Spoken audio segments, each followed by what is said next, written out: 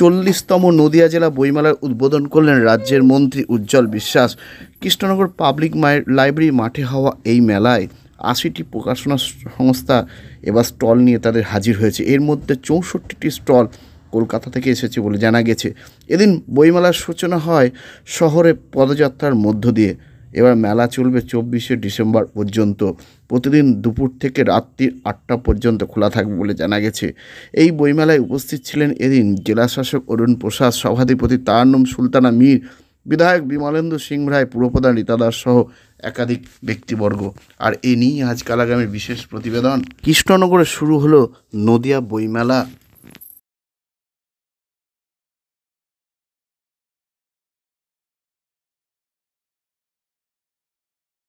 আমাদের নির্বাচিত আমাদের সভাধিপতি সুলতানা এবং প্র্যাকটিক্যালি সারস্বত সাধনার আমাদের প্রত্যেকের কাছে অত্যন্ত অপরিহার্য বিষয়টা হচ্ছে বই। বই আমাদের কাছে মই, অর্থাৎ হচ্ছে আমাদের উপরে যত উঠতে হবে তো বই আমাদের চললে তবে বই দিয়ে উপরে উঠতে পারি। ঠিক সেরকম বই হচ্ছে আমাদের প্রভাবপ্রাপ্ত হচ্ছে আমাদের হাতে।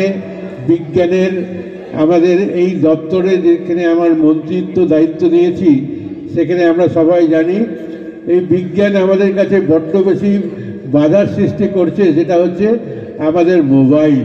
চিন্তা করছি বইটা আগে না আমাদের মোবাইলটা আগে। মোবাইল নিয়ে সারাক্ষণ আমরা আমাদের সময়টা অতিবাহিত করছি এবং যেটাতে আমাদের সকলের কাছে আমাদের এইটাই হচ্ছে সবথেকে বেশি সরকারের তরফ থেকে অপরিহার্য বিষয় হয়ে দাঁড়িয়েছে। যদি আমাদের বইমেলা যদি না আমরা উপস্থাপিত করি তাহলে কিন্তু মোবাইল আমাদের সবাইকে আমাদের দখল করে নেবে।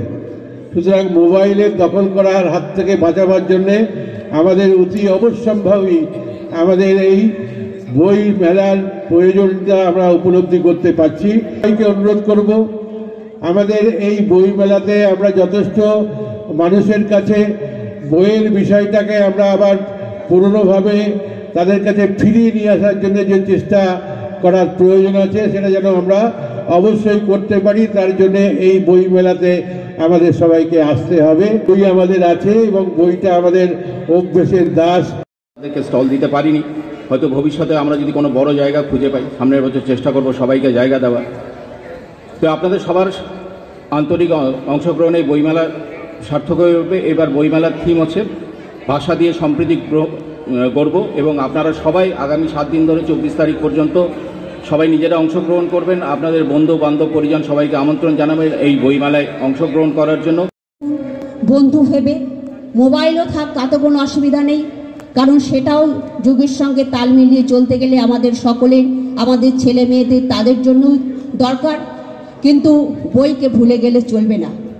বইয়ের পড়া তার একটা আলাদা গুরুত্ব, তার একটা আলাদা মহিমা তাৎপর্য আছে এবং পাশাপাশি যদি আমরা ছেলে মেয়েদের সাথে একটা নিজেরাও বই নিয়ে পড়ি দেখবেন তারাও কিন্তু সেই অভ্যাসটা তৈরি করে নিতে পারবে।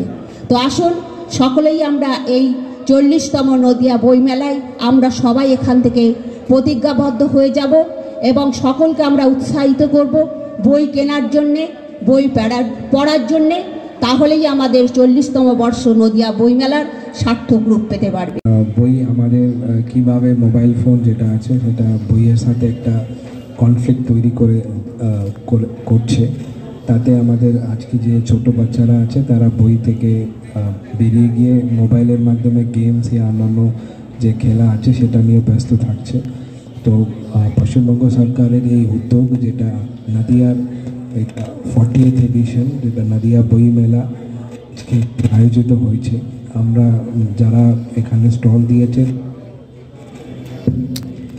তাদেরকে ধন্যবাদ এবং আমরা আশা করছি এর পরের বছর যেটা আছে আমরা হ্যালো